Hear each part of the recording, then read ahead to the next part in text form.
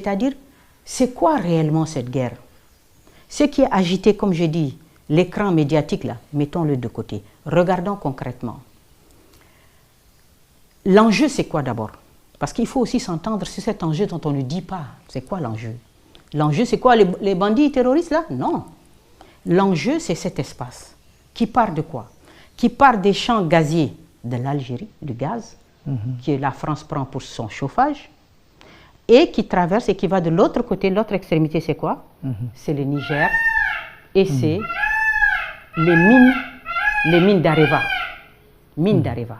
Les mines d'uranium d'Areva, que la France achète à très bon prix.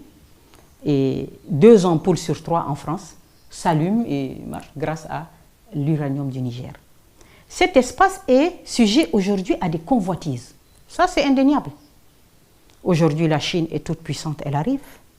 La Turquie est en Libye. Les Russes sont en Libye. L'Iran s'intéresse de plus en plus aux mines d'Areva, aux mines d'uranium. 3 fois le président iranien a été au Niger pour des comptes. Ils veulent des exploitations d'uranium. Donc la France, elle est inquiète parce que cet espace-là de tout temps, était contrôlé par la France. Eux, et surtout, les richesses qui sont dans ces sous-sols exploitées par la France. Même pas exploitées, M. Niang, mais gardées en réserve. C'est gardé en réserve. Si ils veulent, ils disent que non, il n'y a pas de financement d'exploitation. Non, ce n'est pas exploité. Mais seulement, ils disent qu'on ne veut pas les exploiter.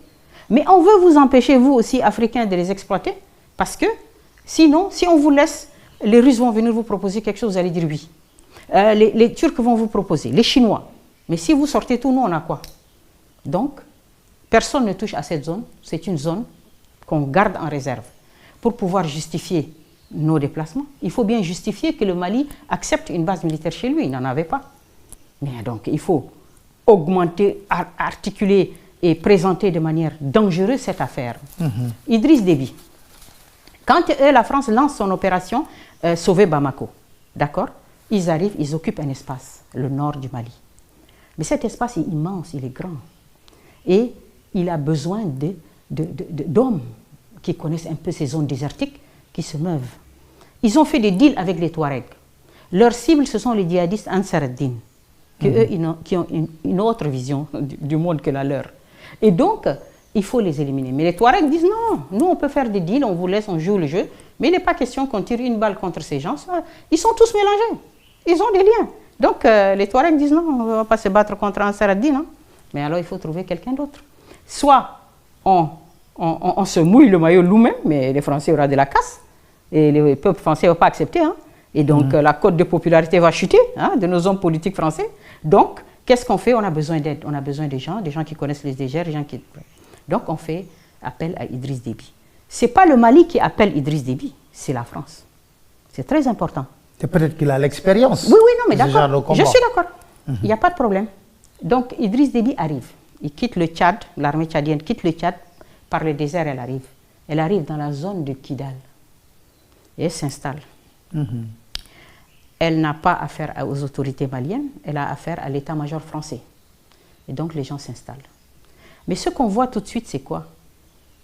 Aujourd'hui, le Mali, les gens pleurent, ils disent quoi? Ils disent, c'est une partition de fait de notre pays. Les gens ont bloqué le Nord Mali.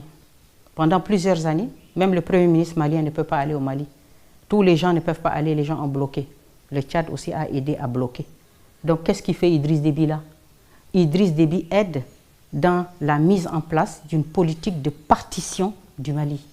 C'est regrettable, mais c'est ça. C'est ça qu'il fait, Idriss Déby. Il vient en appoint d'une politique qui vise à organiser une partition du Mali. C'est du panafricanisme, ça?